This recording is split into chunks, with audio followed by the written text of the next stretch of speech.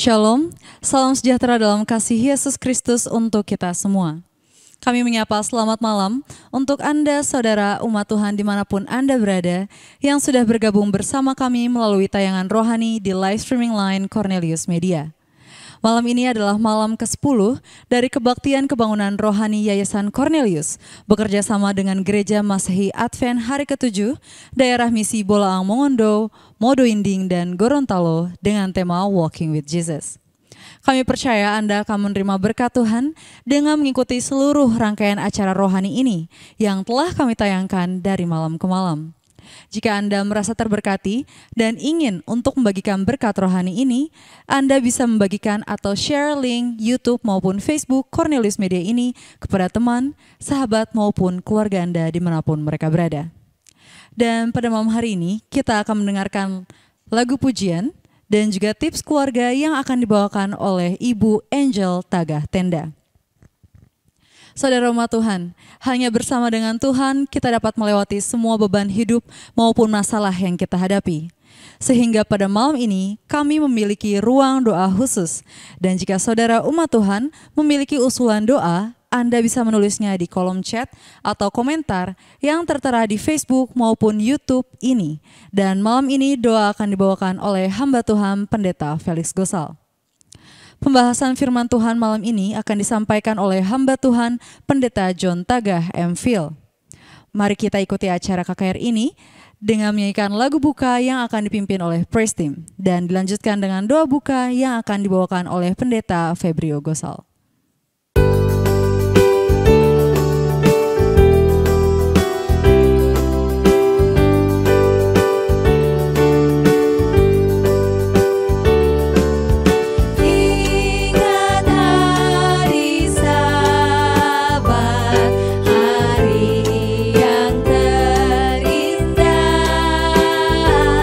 Yang diberkati Allah.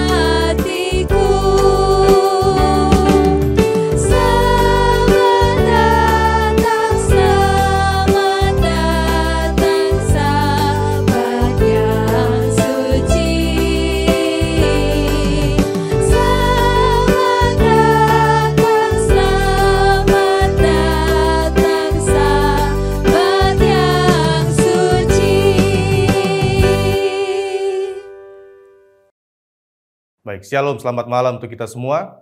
Saat ini kita akan berdoa. Mari kita rendahkan hati kita dan kita tunduk kepala dan berdoa. Mari kita berdoa. Bapa Allah kekal yang bertahta dalam kemuliaan kerajaan sorga, Allah yang kami sembah, kami puji, dan kami muliakan, Allah yang kami sembah pagi, siang, dan malam, Allah pengasih dan Allah penyayang, sumber kekuatan kami, sumber berkat kami, dan sumber kehidupan kami. Di malam hari ya Tuhan, kami mengucap syukur atas berkat dan cinta kasih Tuhan, kebaikan Tuhan yang selalu kami rasakan dan kami nikmati hingga sampai pada saat ini ya Tuhan. Kami dapat berkumpul walau hanya melalui ibadah online KKR.net dari Yayasan Cornelius yang bekerja sama dengan daerah misi Bolongondo Mudin yang Gorontalo. Kami akan memulaikan ibadah kami di malam hari Tuhan. Kiranya Tuhan akan hadir bersama-sama dengan kami, urapi kami dengan kuasa Roh Kudus-Mu, agar ibadah kami di malam hari ini bisa menjadi kepujian dan kehormatan bagi nama Tuhan, bisa mengharumkan akan nama Tuhan. Bapa di sorga mendoakan akan ibadah kami di malam hari ini, baik yang akan mengambil bagian, urapi mereka dengan kuasa Roh Kudus-Mu, agar mereka bisa menjadi berkat bagi orang lain. Memberkati juga yang akan membentangkan firman Tuhan, Engkau dapat mengurapi dia dengan kuasa Roh Kudus-Mu, asingkanlah dia Tuhan, agar setiap firman, pelajaran, nasihat firman Tuhan yang akan kami dengarkan, itu bisa menjadi penguatan iman bagi kami, agar kami bisa lebih setia lagi kepada Tuhan, kami bisa mempunyai hubungan yang lebih erat lagi dengan Tuhan, setiap harinya kami bisa memancarkan akan karakter Tuhan dalam kehidupan kami. Memberkati akan saudara kami yang tidak sempat hadir untuk menonton akan ibadah online ini ya Tuhan, mungkin ada sakit penyakit halangan, Tuhan akan menyembuhkan mereka. Terima kasih Tuhan, kami alaskan doa ini hanya di dalam nama Tuhan Yesus yang adalah Tuhan dan Juru Selamat penebus dosa kami yang hidup. Amin. Selamat malam pemirsa dimanapun Anda berada. Senang sekali malam hari ini kita akan membahas tips rumah tangga yang menguatkan keluarga saya, masa sekarang dan masa yang akan datang, bahkan keluarga kita semua. Rahasia disiplin yang efektif menemukan kunci utama. Dua hal penting untuk orang tua bisa lakukan. Yang pertama, kasih, dan kedua, disiplin. Maka dari itu, terdapat 4 pola pengasuhan. Kita lihat yang pertama, orang tua yang otoriter, kuat di dalam peraturan-peraturan dan disiplin, tetapi lemah dalam kasih. Orang tua yang otoritatif memegang peraturan-peraturan lebih penting daripada hubungan. Bukannya merasa dikasihani, anak-anak itu akan merasakan ketakutan, rasa tidak aman, dan rasa tidak percaya diri. Raja Salomo dulunya adalah orang tua yang otoritatif.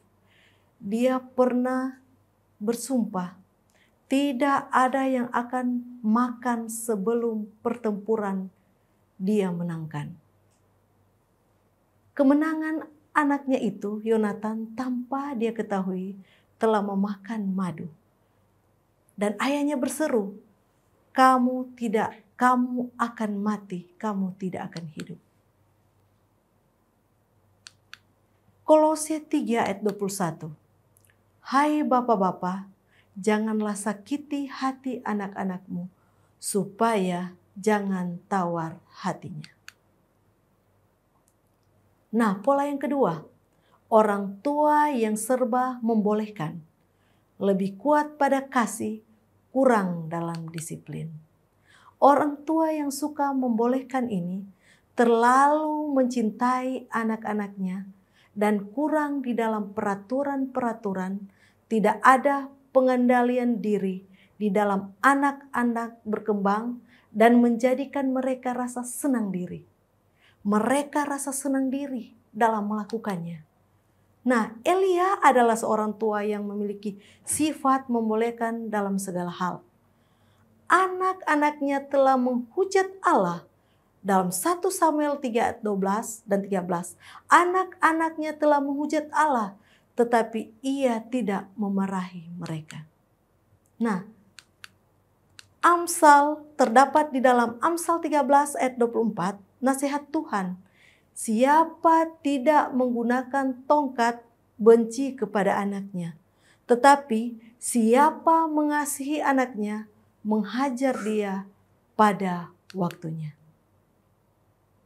Pola yang ketiga, orang tua yang lalai, kurang dalam kasih dan peraturan. Biasanya anak itu tidak diinginkan dan tidak dikasihi. Dan tidak ada peraturan anak-anak seperti itu akan menjadi calon terbaik. Untuk apa? Untuk kriminal. Nah, 2 Raja-Raja 16 ayat 3, Ahaz adalah seorang tua yang kasar. Dia memperbolehkan anaknya sebagai korban, dia memberikan anaknya, mempersembahkan anaknya sebagai korban dalam api. Nasihat Tuhan dalam Matius 18 ayat 10, ingatlah, jangan menganggap rendah seorang dari anak-anak kecil ini, karena aku berkata kepadamu, ada malaikat mereka di sorga yang selalu memandang wajah Bapakku yang di sorga. Dan yang keempat, terakhir, orang tua yang otoritatif, tinggi dalam peraturan dan kasih. Nah, orang tua yang otoritatif bersifat mendukung. Mereka itu keras tetapi penuh kasih. Dan kapanpun disiplin itu diperlakukan, selalu diberikan di dalam kasih. Nah, Tuhan adalah orang tua yang seperti itu. Dia tetap menjaga akan hukum-hukum sementara dia menyatakan kasih. Nasihat Tuhan di dalam Ibrani 12 ayat 5 dan 6. Hai anakku, janganlah anggap enteng didikan Tuhan. Dan janganlah putus asa apabila engkau diperintahkannya, karena Tuhan menghajar yang dikasihinya dan ia menyisah orang yang diakuinya sebagai anak. Nah, kunci utama sebuah disiplin yang efektif adalah menjalankan disiplin dengan kasih. Nah, pemirsa dimanapun kita berada, yang mana dari tipe yang saya bawakan pada malam hari ini? Tipe manakah yang ada pada saudara? Apakah tipe orang tua yang suka membiarkan orang tua yang lalai, atau orang tua yang otoritatif, orang tua yang otoriter? Di manakah kita berada pada posisi itu? Dan pada malam hari ini, kiranya tips sederhana yang saya bawakan malam hari ini bisa memberikan kekuatan bagi kita sebagai orang tua untuk membawa anak-anak kita dalam disiplin kasih dan membawa mereka untuk kerajaan Tuhan, mempersiapkan mereka untuk kedatangan Tuhan yang kedua kali. Terima kasih, kiranya Tuhan memberkati kita semua. Selamat malam, Shalom.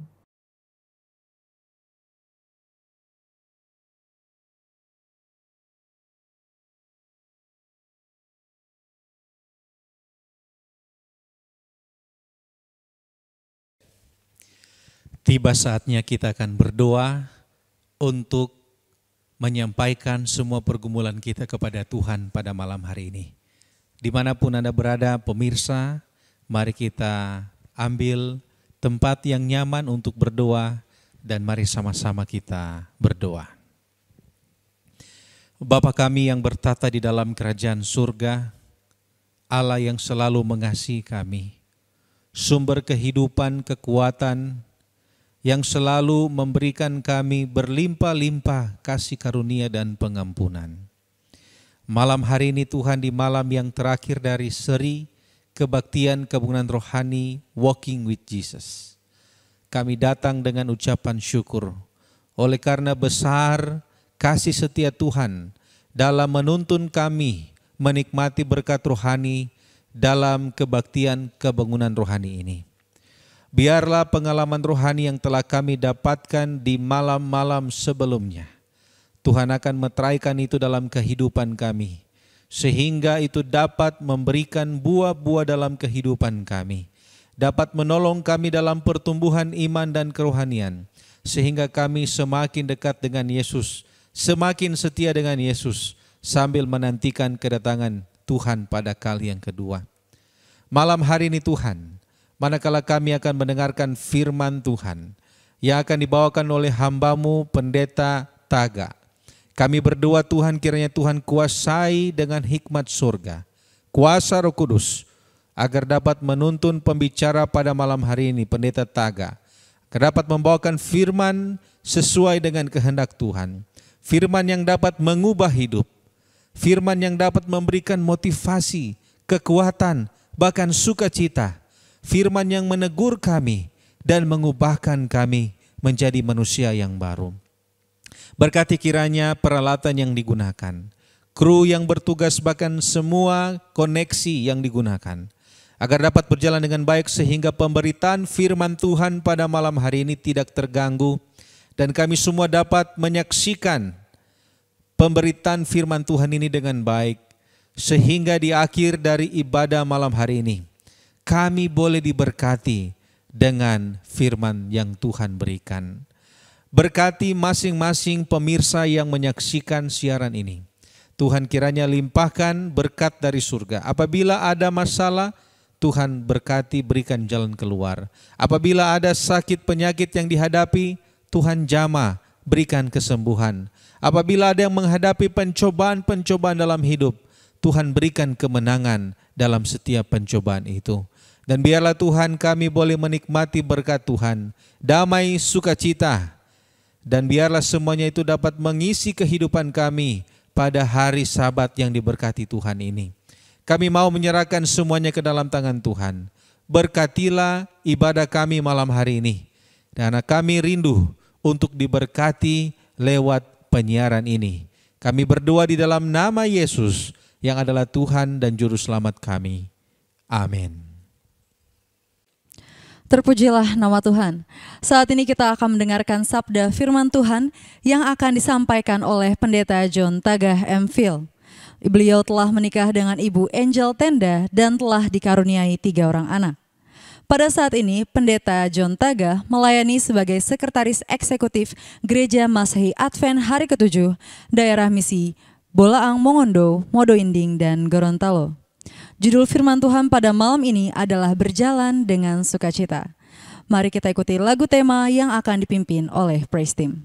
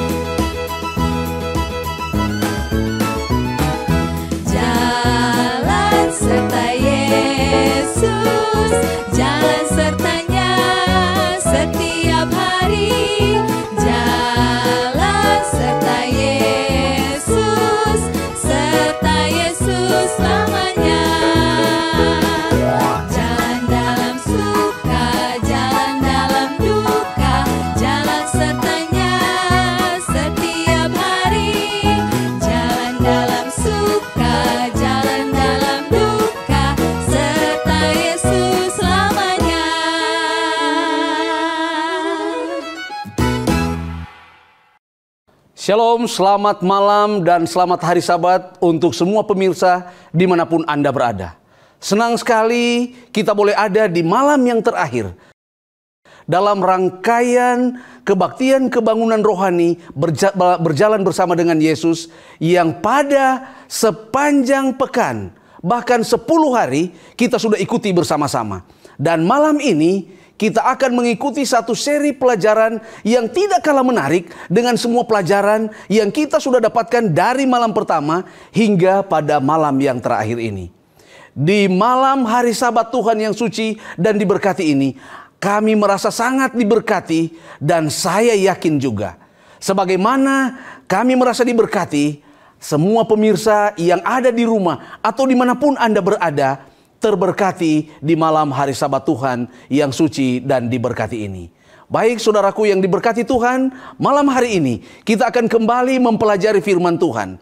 Berjalan bersama dengan Yesus melalui satu pelajaran yang akan kita ambil bersama-sama di dalam firman Tuhan ini yang saya ambil di dalam Yohanes pasalnya yang ke-9.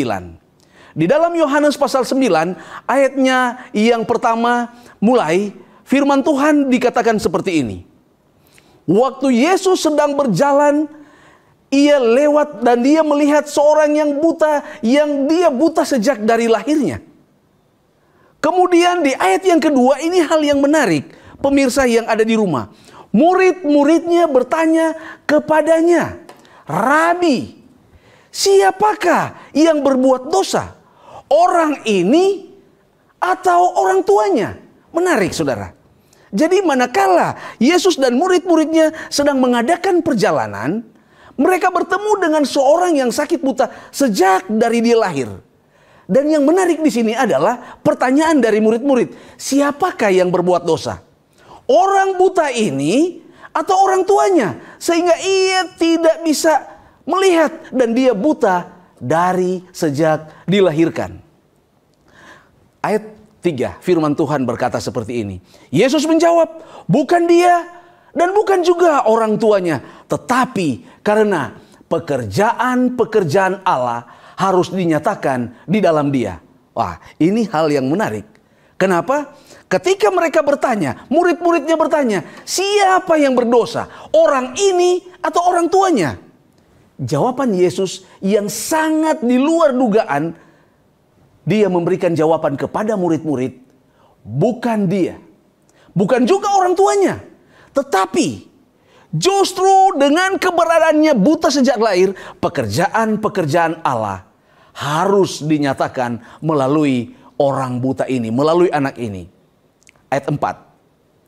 Kita harus mengerjakan pekerjaan dia yang mengutus aku selama masih siang. Kenapa kita harus bekerja selama masih siang? Karena firman Tuhan mengatakan akan datang malam di mana tidak ada seorang pun yang dapat bekerja. Jadi selama masih siang kita harus bekerja sesuai dengan petunjuk firman Tuhan. Kenapa? Akan datang malam di mana tidak ada lagi seorang pun yang dapat bekerja. Makanya di ayat 5, selama aku ada di dunia ini, firman Tuhan, selama aku ada di dunia ini, akulah terang dunia, kata Yesus. Ini hal yang menarik. Kita harus datang, kita harus bekerja karena akan datang malam di mana tidak ada seorang pun yang dapat bekerja. Dan firman Tuhan berkata, firman Tuhan sangat jelas berkata, selama aku ada di dunia ini, akulah terang dunia. Itu adalah perkataan Yesus. Ayat 6. Setelah Yesus mengatakan semuanya itu, ia meludah ke tanah. Ini menarik. Dia meludah ke tanah. Kemudian saya ingin kita melihat, membaca bersama-sama. Setelah ia mengatakan semuanya ini, ia meludah ke tanah dan mengaduk-ngaduk tanah. Jadi mengaduk tanah dengan ludahnya itu. Kemudian ia mengoleskannya pada mata orang buta tadi. Ia mengoleskan mata kepada orang buta itu. Jadi setelah mengatakan semuanya itu, Yesus justru dia mengaduk tanah dengan ludahnya. Kemudian dia mengoleskannya kepada mata orang buta ini. Dan selanjutnya, di dalam ayat 7, firman Tuhan selanjutnya dikatakan seperti ini. Firman Tuhan berkata, dan ia berkata kepadanya, setelah dia sudah mengaduk tanah, mengoleskan ke mata orang buta ini, dia memberikan satu perintah. Pergilah, basuhlah dirimu dalam kolam Siloam.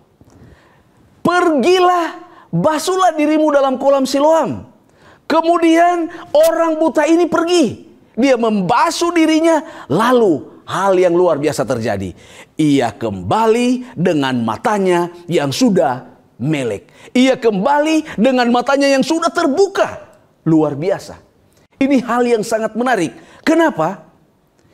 Yesus melakukan hal di mana dia meludah ke tanah, mengaduk-ngaduk tanah ini, mengoleskan di mata orang buta ini. Kemudian Yesus tidak memerintahkan, engkau sekarang pergi dan basuh wajah Anda, cuci muka Anda. Tetapi perintah yang sangat jelas dikatakan oleh Yesus, pergilah, basuhlah dirimu dalam kolam Siloam. Maka pergilah orang itu. Ia membasuh dirinya lalu kembali dalam keadaan matanya sudah melihat, sudah melek. Wow, luar biasa, menarik. Anda ingin selamat, jangan hanya mendengarkan perkataan saja.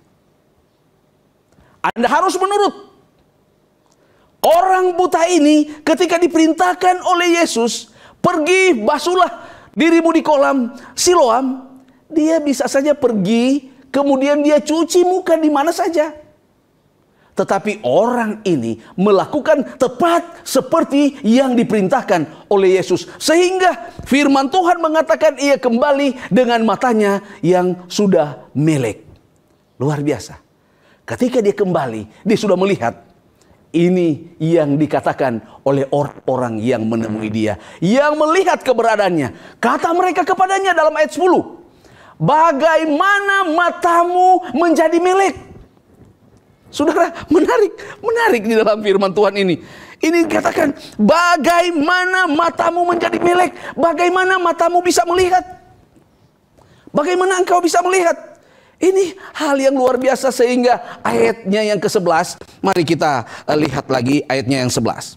Ayatnya yang ke-11, jawab orang itu. Nah, jawabnya, orang yang disebut Yesus itu mengaduk tanah, mengoleskannya pada mataku dan berkata kepadaku, pergilah ke Siloam dan basuhlah dirimu.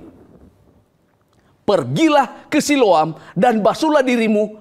Dan setelah aku membasuh diriku, aku dapat melihat. Haleluya. Luar biasa.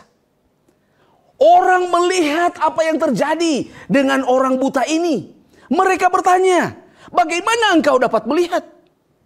Jawab orang buta ini, orang yang disebut Yesus itu mengaduk tanah, kemudian mengoleskannya pada mataku dan berkata kepadaku, pergilah dan basuhlah dirimu di kolam Siloam.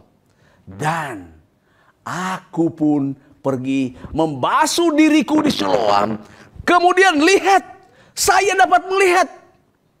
Luar biasa. Luar biasa. Dia menurut apa yang dikatakan oleh firman Tuhan.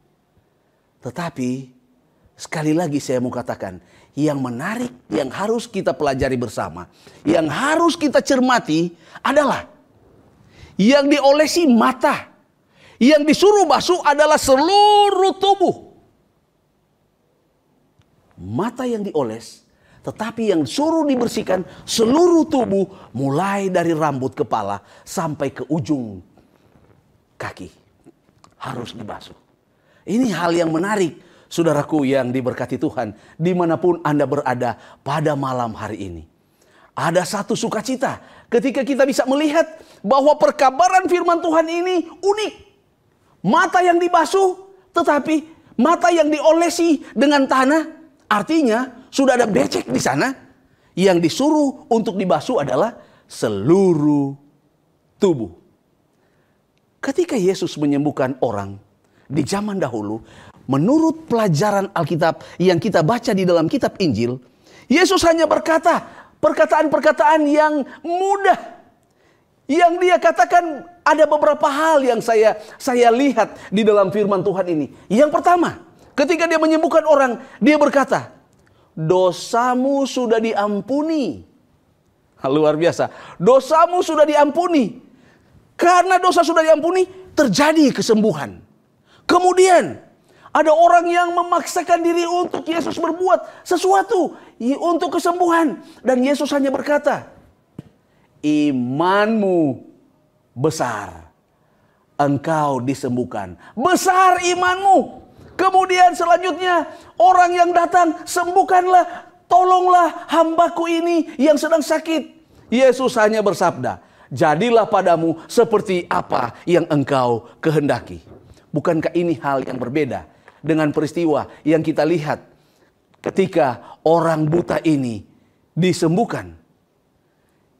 Yesus ketika berkata dosamu sudah diampuni, itu harus diikuti dengan pertobatan dan perubahan tabiat. Dosamu sudah diampuni, pergi dan jangan berbuat dosa lagi. Itu firman Tuhan. Menarik untuk kita pelajari bersama-sama. Malam hari ini, saudara pemirsa, dimanapun Anda berada, dalam kondisi yang bagaimanapun, ketika Anda sedang menonton tayangan ini, maka kalau kita mempelajari dan Anda sudah mengikuti pelajaran ini dari pertama, Yesus hanya berkata, dosamu sudah diampuni. Itu harus diikuti dengan pertobatan dan perubahan tabiat yang sesungguhnya. Kenapa? Kita mungkin berkata, senang sekali dosa saya sudah diampuni. Tapi saya terus melakukan perbuatan-perbuatan yang tidak berkenan di hadapan Tuhan. Kemudian, selanjutnya dikatakan, engkau telah sembuh. Jangan berbuat dosa lagi supaya tidak terjadi kepadamu yang lebih buruk dari yang ada saat ini. Ini yang banyak kali diucapkan oleh Yesus. Engkau telah sembuh. Jangan berbuat dosa lagi supaya jangan terjadi yang lebih buruk. Ini hal-hal yang menarik yang harus kita lihat. Dan yang pada malam hari ini kita lihat, bukan dia mengatakan yang seperti ini, tetapi yang dia katakan adalah basuhlah dirimu di kolam. Basuhlah dirimu di kolam, di tempat yang banyak airnya. Artinya ada pembersihan secara keseluruhan. Totalitas tubuh kita ini harus dibersihkan. Dibersihkan dari apa? Malam hari ini. Pembersihan seluruhnya yang bisa terjadi pada malam hari ini. Ketika Anda mendengarkan sabda Allah. Ketika Anda mengikuti seri KKR dari malam ke malam. Basuhlah dirimu. Pembersihan keseluruhan dari dosa. Dosa yang sudah membuat kita terpisah dengan Tuhan. Dan yang dapat membersihkan kita sepenuhnya dari dosa saat ini hanyalah melalui air kolam baptisan. Saudara dan saya sudah berdosa. Kita semua sudah kehilangan kesempatan untuk memiliki kehidupan itu. Tetapi syukur kepada Tuhan. Dia yang adalah pengasih, penyayang, panjang sabar, dan yang berlimpah kasih karunia-Nya. Dia memberikan satu perintah. Supaya kita harus membasuh diri kita. Supaya kita harus memperbaharui hidup kita ini. Dan yang dapat membersihkan kita sepenuhnya dari dosa pada saat ini hanyalah melalui air kolam baptisan. Luar biasa. Ketika kita mau melihat apa yang dikatakan di dalam firman Tuhan. Kisah seorang yang sangat terkenal. Di dalam Alkitab. Naaman namanya. Seorang panglima. Dia adalah orang yang sangat ditakuti. Dan dia mendapatkan penyakit yang akan membawa dia mati. Tidak memiliki pengharapan. Tetapi kabar yang luar biasa datang melalui seorang anak kecil. Dia berkata kepada istri dari Naaman ini. Kalau tuanku ingin sembuh. Di tempatku ada seorang yang dapat menyembuhkan dia. Luar biasa. Mendengar kabar yang luar biasa ini, Naaman mempersiapkan segala sesuatu. Bahkan dia membawa prajuritnya, dia membawa hadiah untuk orang yang seandainya dapat menyembuhkan dia. Dan yang hebat di sini, pemirsa yang ada di rumah, dimanapun Anda berada. Ketika dia pergi, hendak mencari kesembuhan, dia mendapatkan penyakit kusta. Dia hanya datang bertemu dengan abdi Allah.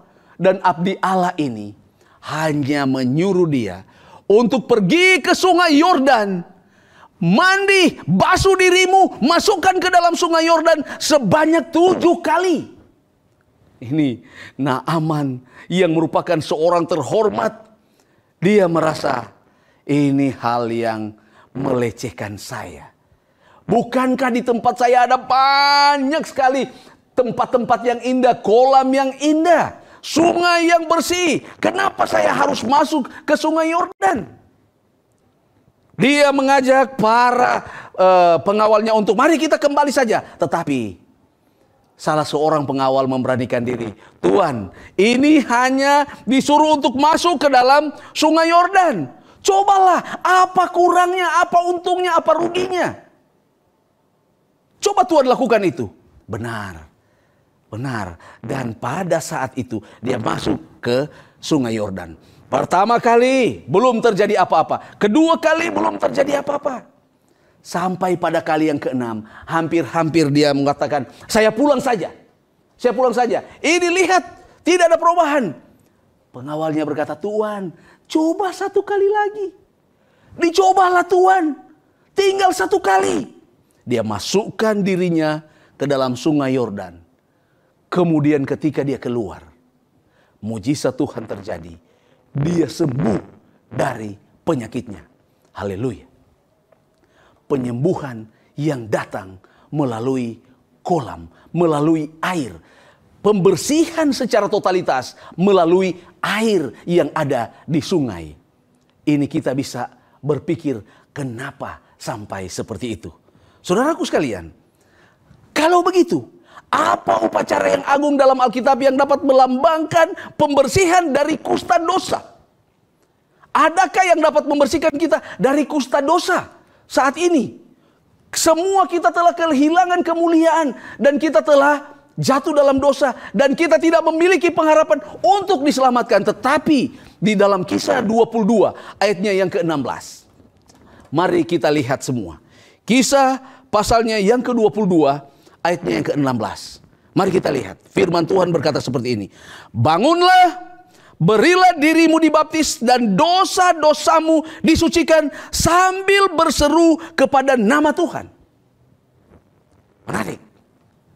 Malam hari ini, dimanapun Anda berada, firman Tuhan berkata, bangunlah, berilah dirimu dibaptis supaya dosa-dosamu disucikan sambil berseru kepada nama Tuhan. Jangan tunggu besok. Jangan menunda. Tetapi malam hari ini, firman Tuhan berkata, bangunlah, berilah dirimu dibaptis supaya dosa-dosamu disucikan. Upacara agung dalam Alkitab yang melambangkan pembersihan dari dosa. Oleh karena saudara dan saya sudah melakukan apa yang jahat di hadapan Tuhan. Dan kita semua sudah berdosa. Maka untuk boleh membuat hubungan kita dengan Sang Khalik, itu hanyalah melalui air baptisan. Ketika kita mau menerima ajakan firman Tuhan, maka itu akan membuat kita lega dan bisa bersuka cita. Di dalam Lukas 3, ayatnya yang ketiga, firman Tuhan dengan jelas. Di dalam Lukas pasalnya yang ketiga, ayat 3, firman Tuhan berkata, maka datanglah Yohanes ke seluruh daerah Yordan dan menyerukan, bertobatlah dan berilah dirimu dibaptis dan Allah akan mengampuni dosamu. Bertobatlah dan berilah dirimu dibaptis dan Allah yang di surga akan mengampuni dosa saudara dan saya. Sebenarnya ini sangat-sangat sederhana. Sangat mudah saja saudaraku yang diberkati Tuhan. Ini tidak susah. Ini hanya perlu penyerahan diri dan keberanian untuk melakukan seperti apa yang dikatakan oleh firman Tuhan. Sekali lagi, saya ingin membacakan kepada kita semua. Lukas pasal 3 ayat 3. Maka datanglah Yohanes ke seluruh daerah Yordan. Lihat, dia datang ke seluruh daerah Yordan dan menyerukan, bertobatlah, bertobatlah, dan berilah dirimu dibaptis, dan Allah akan mengampuni dosamu. Bertobatlah dan berilah dirimu dibaptis. Saudara, bukan saya sebagai pembawa firman pada malam hari ini yang menyerukan kepada saudara, tetapi firman Tuhan.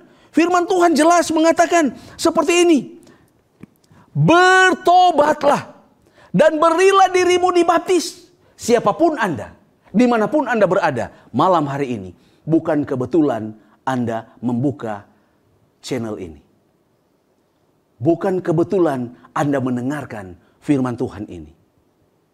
Tetapi oleh tuntunan kuasa Tuhan, Anda membuka channel ini dan Anda mendengarkan seruan di dalam Lukas pasal 3 ayat yang ketiga. Bertobatlah dan berilah dirimu dibaptis. Siapapun Anda. Jika Anda tidak dibaptis, Anda tidak mendapatkan kesempatan untuk bertemu dengan juru selamat kekasih jiwa kita. Siapapun Anda, apapun profesi Anda, apapun jabatan Anda, kecuali Anda bertobat dan memberi diri Anda dibaptis, maka Allah akan mengampuni semua dosamu. Tanpa ada baptisan, tidak ada pengampunan dosa. Sayang sekali, kesempatan malam hari ini ditawarkan kepada saudara dan saya. Bertobatlah dan berilah dirimu, para pemirsa yang budiman, dimanapun Anda berada, berilah dirimu dibaptis dan Allah akan mengampuni segala dosa-dosamu. Ini merupakan kabar baik pada malam hari ini. Kabar yang dapat memberikan sukacita bagi kita. Asalkan kita mau melakukan sesuai dengan apa yang difirmankan oleh Tuhan. Menarik sebenarnya untuk kita lihat dan saksikan bersama-sama. Hal yang harus kita ingat, hal yang harus kita lakukan adalah bertobatlah dan berilah dirimu masing-masing dibaptis. Jadi, baptisan melambangkan penyucian dari dosa. Apa kebenaran lain yang disimbolkan lewat baptisan? Roma 6 ayat 3. Atau tidak tahukah kamu bahwa kita semua telah dibaptis dalam Kristus, telah dibaptis dalam kematiannya? Semua kita. Sehingga ini yang menyebabkan orang lain berkata, kita semua sudah dibaptis dan tidak perlu dibaptis lagi. Salah. Apakah benar Anda sudah dibaptis? Dan bagaimana cara pembaptisannya? Ketika kita sudah mengetahui perbedaan mana dosa dan mana tidak, maka ketika Anda dibaptis, itu baru Anda mengetahui dan mengerti. Dan malam ini ketika firman Tuhan disampaikan, maka Anda harus mengadakan perubahan. Di dalam Roma 6 ayat 4, dengan demikian, kita telah dikuburkan bersama-sama dengan Dia oleh baptisan dalam kematian, supaya sama seperti Kristus telah dibangkitkan dari antara orang mati oleh kemuliaan Bapa, demikian juga kita akan hidup dalam hidup yang baru. Haleluya. Ini pengertian dari baptis. Kenapa kita harus dibaptis? Oleh karena hal seperti itulah yang harus terjadi. Makanya Markus 16 ayat 16, siapa yang percaya dan dibaptis akan diselamatkan. Tetapi siapa yang tidak percaya, sekali lagi, malam ini, dimanapun Anda berada, siapapun Anda, posisi apapun Anda, apakah Anda orang besar, orang kecil, terpelajar atau tidak, malam ini sama-sama kita ditantang oleh firman Tuhan. Siapa yang percaya dan dibaptis akan diselamat. Tetapi siapa yang tidak percaya akan dihukum. Perhatikan baik-baik firman Tuhan pada malam hari ini.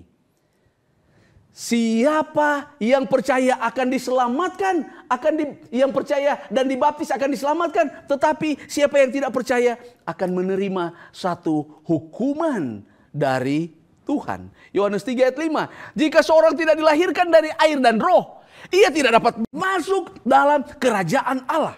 Firman Tuhan jelas. Saya mengasihi saudara. Mari berjalan bersama dengan Yesus. Seperti tema kita selama ini. Anda ingin berjalan bersama dengan Yesus? Yohanes 3 ayat 5. Jika seorang tidak dilahirkan dari air dan roh, ia tidak dapat masuk ke dalam kerajaan Allah. Ingat dan camkan ini. Ini penting sebagai orang Kristen. Sebagai pengikut Kristus. Atau siapapun Anda, dimanapun Anda. Jika Anda ingin diselamatkan, Anda harus dilahirkan dari air dan roh. Supaya kita bisa masuk di dalam kerajaan sorga. Kisah 2 ayat 38. Jawab Petrus kepada mereka. Ini luar biasa. Jawab Petrus kepada mereka, bertobatlah dan hendaklah masing-masing memberi diri dibaptis dalam nama Yesus Kristus. Untuk apa? Untuk apa ada pertobatan? Untuk apa ada baptisan? Menarik untuk kita lihat. Ayat ini sangat sederhana.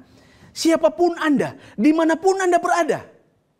Pemirsa yang budiman, buka Alkitab Anda, buka Kisah pasal 2 ayat 38. Ini hal yang menarik. Firman Tuhan berkata, bertobatlah dan hendaklah kamu masing-masing memberi dirimu dibaptis dalam nama Yesus Kristus. Kemudian untuk apa? Untuk pengampunan dosamu. Bukan untuk pengampunan dosa saudara kita. Bukan untuk pengampunan dosa anak kita. Tetapi kita dibaptis dalam nama Yesus Kristus untuk pengampunan dosa pribadi. Maka kamu akan menerima karunia Roh Kudus. Kita akan menerima karunia Roh Kudus. Makanya kita kembali ke ayat 8. Di dalam pelajaran yang kita sudah lihat tentang orang buta tadi. Ayat 8. Orang buta ini kembali sudah dicelekkan matanya. Matanya sudah melek. Tetapi tetangga-tetangganya dan mereka yang dahulu mengenalnya sebagai pengemis berkata, bukankah dia ini yang selalu mengemis? Ini menarik. Ini menarik dalam ayat 8. Bukankah dia ini yang selalu mengemis? Buta. Ayat 9. Ada yang berkata, benar. Dia ini. Dialah orang ini. Ada pula yang berkata, bukan. Ia serupa dengan dia. Mungkin dia kembar. Mungkin orang berpikir seperti itu. Sama. Orang itu sendiri. Orang buta sendiri ini. Dia berkata, benar. Akulah itu. Mohon maaf. Saya bisa menggunakan bahasa sehari-hari. Bahasa Manado. Betul. Kita itu. Betul. Yang Ngoni bilang so kita itu. Bahasa Manado. Betul.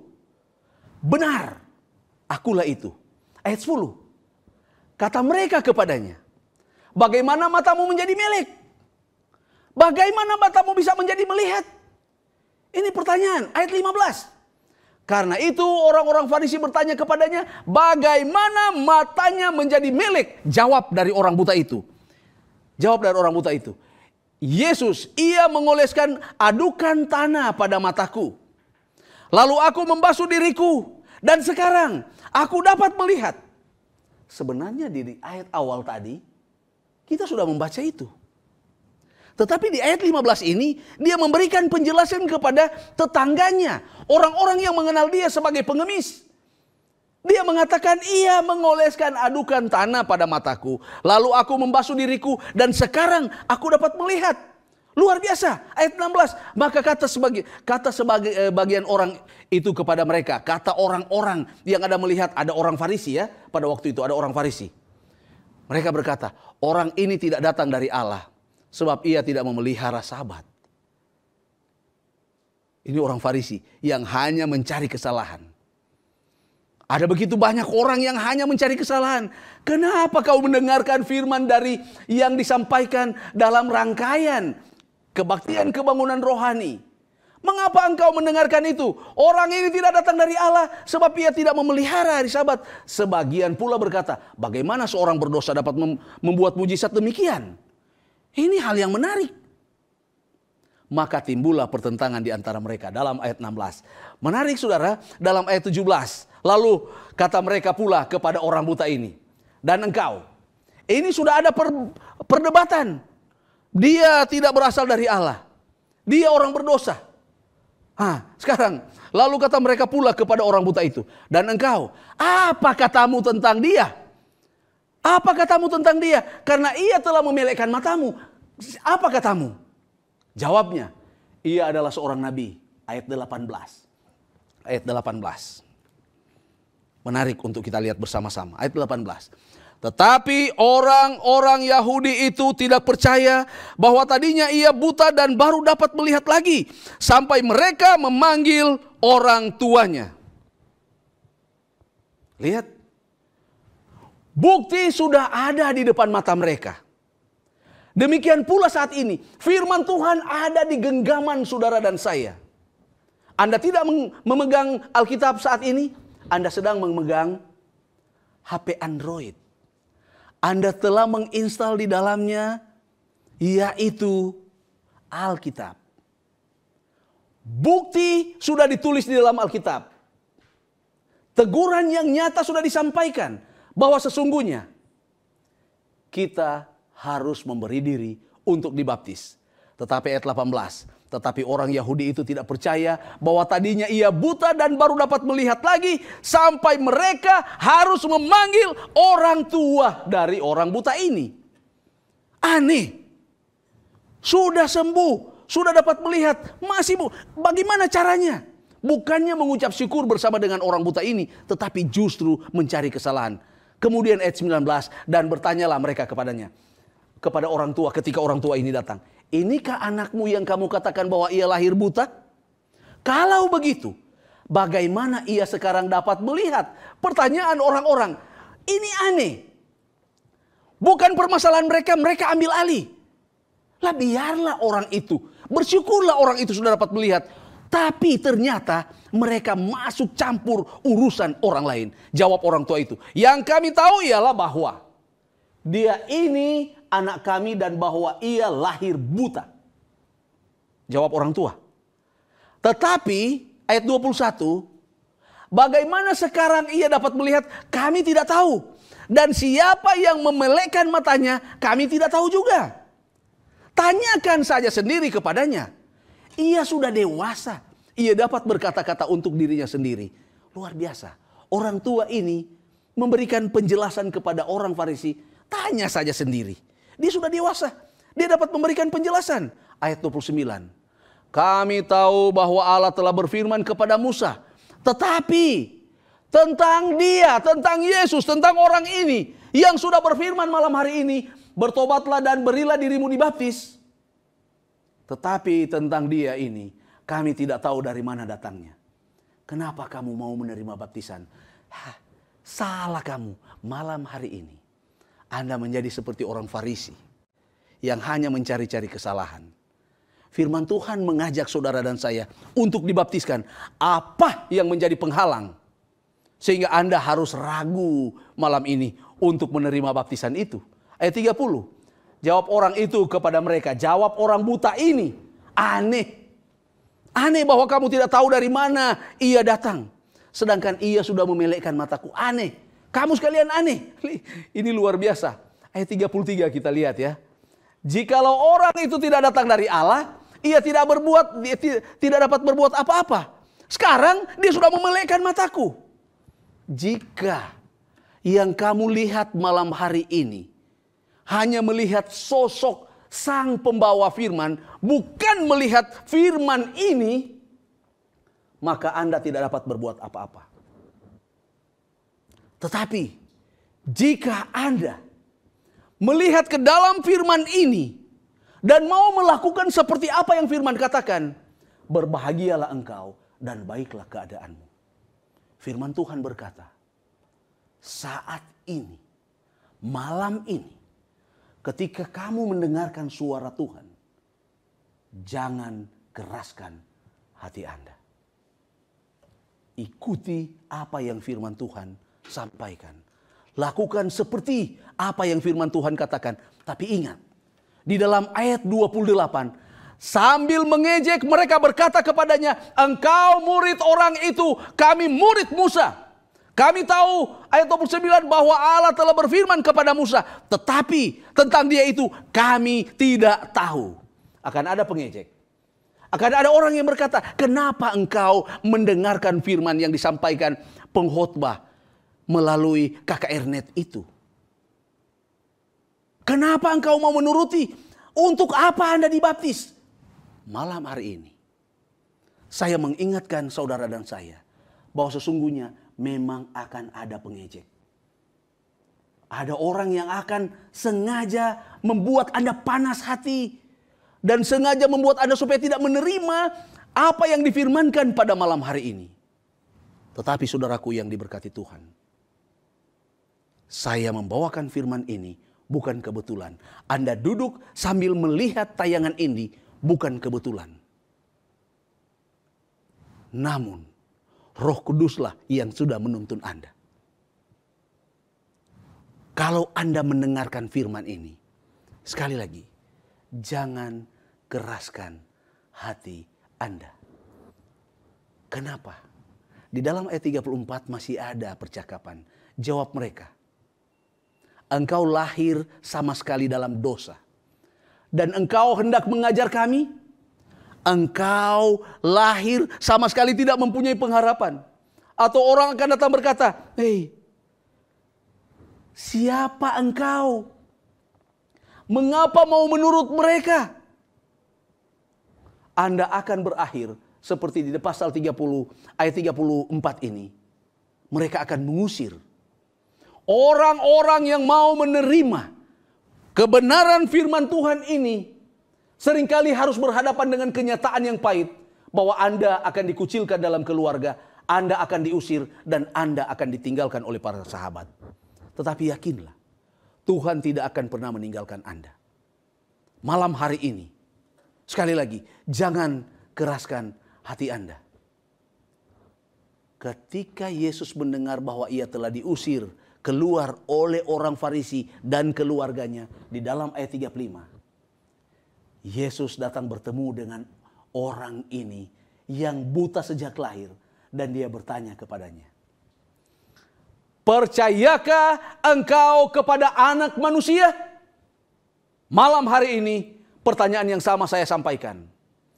Percayakah para permisa kepada Anak Manusia, yaitu Juru Selamat Yesus Kristus, yang pernah lahir di atas dunia ini, mati di atas kayu salib hanya untuk dosa saudara dan saya? Apakah Anda percaya? Pertanyaan yang Yesus sampaikan ini, percayakah engkau kepada Anak Manusia? Ayat 38 katanya, aku percaya Tuhan. Aku percaya. Kemudian ia sujud menyembah Yesus. Dia sujud menyembah Yesus. Tantangan memang ada. Tetapi, apakah Anda percaya kepada Anak Manusia yang rela mati, datang ke dunia ini, disalibkan di Bukit Golgota, hanya untuk menanggung dosa saudara dan saya? Percayakah engkau kepada Yesus Kristus? Percayakah engkau bahwa malam hari ini akan ada keselamatan di rumah Anda? Dan akan ada kedamaian ketika Anda menerima panggilan ini? Kalau Anda masih bergumul, saat ini saya ajak Anda untuk datang menyerahkan diri kepada Tuhan melalui berdoa. Saya mengajak kita semua untuk boleh berdoa bersama-sama dengan saya di malam hari ini. Mari berdoa. Ya Tuhan, ya Allah kami, pemilik alam semesta, pemilik hari Sabat, yang sudah memberikan hari Sabat untuk kami boleh bersekutu dengan Engkau, dan yang sudah memberikan kesempatan bagi kami semua, para pemirsa yang budiman, dimanapun mereka berada, malam Sabat ini firman sudah disampaikan dan semua pemirsa sudah mendengarkan. Tuhan, sesungguhnya ada begitu banyak tantangan yang ada di hadapan para pemirsa. Ada begitu banyak ejekan yang akan diterima kalau kami mau menyerahkan diri kepadamu. Tetapi syukur kepada Tuhan, oleh karena malam hari ini kami diberikan kekuatan bahwa kami tidak perlu malu untuk menerima Engkau sebagai Tuhan dan Juru Selamat pribadi kami. Walaupun orang akan mengejek kami. Tetapi malam hari ini firman Tuhan begitu jelas. Bertobatlah dan berilah dirimu dibaptis di dalam nama Tuhan, sehingga akan terjadi pengampunan dosa. Mampukan para pemirsa dan kami semua yang mendengarkan firman ini ya Tuhan, untuk mengaplikasikan firman ini dalam kehidupan kami, dan memampukan kami untuk menjadi pelaku-pelaku firman, bukan hanya pendengar saja. Kuatkan dan teguhkan iman kami semua, buat kami boleh mengambil keputusan malam hari ini untuk menerima Engkau sebagai Tuhan dan Juru Selamat pribadi kami. Karena doa ini kami persembahkan hanya di dalam nama Tuhan Yesus, yang adalah pemilik hari Sabat dan yang menginginkan pertobatan kami. Amin. Puji Tuhan atas pekabaran firman Tuhan yang boleh kita dengarkan. Dan puji Tuhan juga karena seluruh rangkaian acara kita pada malam ini boleh terlaksana dengan baik. Kiranya berkat Tuhan tetap menjadi bagian kita semua, terlebih khusus Anda yang telah mengikuti acara ini. Kami tetap mengundang Anda sekalian untuk kembali bergabung bersama kami pada besok pagi dalam ibadah Sabat bersama pukul 9 waktu Indonesia Tengah melalui live streaming di channel YouTube maupun Facebook Cornelius Media. Pembahasan firman Tuhan pada besok pagi berjudul Berjalan Bersama Yesus yang akan disampaikan oleh Pendeta Johnny R. Lotulung, STH MPD. Terima kasih untuk kebersamaan kita pada malam hari ini. Tetaplah patuhi protokol kesehatan dengan rajin mencuci tangan, memakai masker, dan menjaga jarak. Akhirnya saya mewakili panitia dan kru yang bertugas mengucapkan selamat malam. Tuhan Yesus memberkati kita semua. Sampai jumpa besok pagi. Shalom.